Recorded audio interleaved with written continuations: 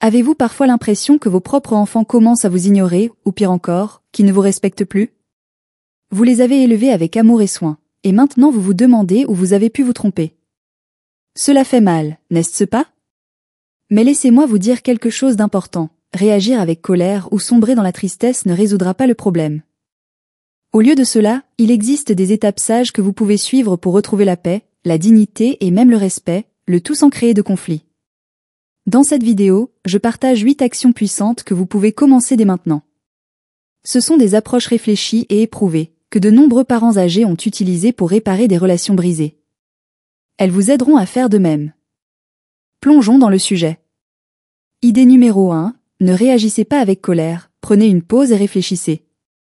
Lorsque nous nous sentons manquer de respect par les personnes mêmes que nous avons élevées, la douleur est profonde. C'est naturel de vouloir s'emporter et dire « Comment peux-tu me traiter ainsi après tout ce que j'ai fait pour toi ?»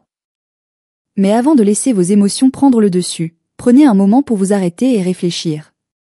Réagir avec colère éloigne souvent davantage vos enfants, aggravant la situation. Prenons l'histoire de Monsieur Tanaka, un ancien professeur à la retraite dans la soixantaine. Ses enfants le visitaient rarement et, lorsqu'il le faisait, il y parlait à peine. Un jour, après un appel téléphonique resté sans réponse, il sentit sa frustration monter. Il voulait appeler son fils et crier « Est-ce que tu te soucies encore de moi ?» Mais au lieu de cela, il se retint et décida de faire une promenade tranquille dans le parc près de chez lui. Au cours de sa marche, les souvenirs de sa vie revinrent, ses années en tant que professeur dévoué, les sacrifices qu'il avait faits pour sa famille et les moments de joie partagés avec ses enfants. Il réalisa que sa valeur ne dépendait pas de l'attention de ses enfants. Sa dignité venait de la vie qu'il avait construite et de la gentillesse qu'il avait montrée aux autres. Cette réflexion lui permit de voir que sa dignité n'était pas quelque chose que ses enfants pouvaient lui enlever, peu importe leur éloignement.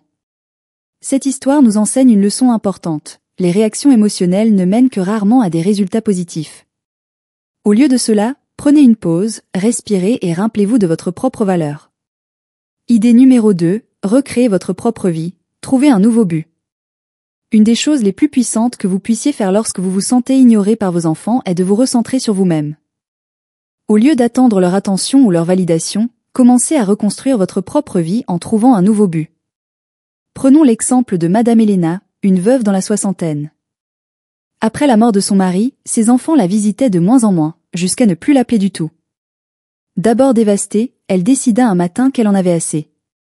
Elle se consacra à sa passion pour le jardinage, rejoignit un club local et fit de nouvelles rencontres.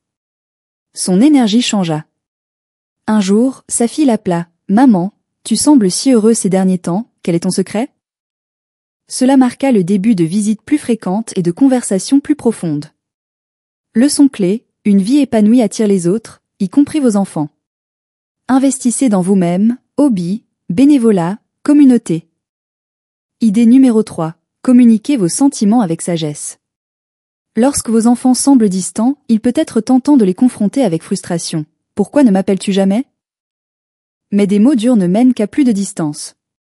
Prenez l'exemple de Monsieur Peterson, qui écrivit une lettre pleine de bienveillance à son fils après des mois de silence. Ce geste simple raviva leur relation.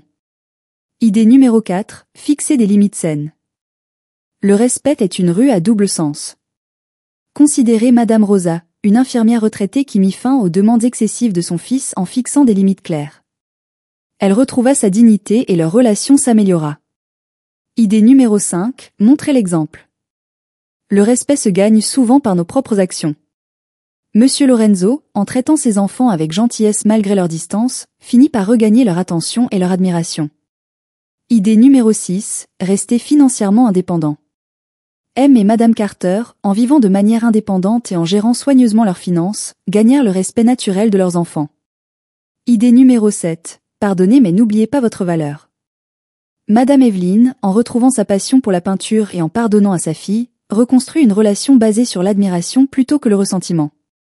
Idée numéro 8, construisez un nouveau cercle de relations.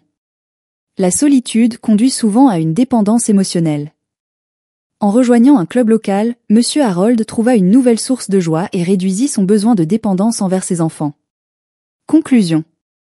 Naviguer dans les relations complexes avec nos enfants en vieillissant est un défi.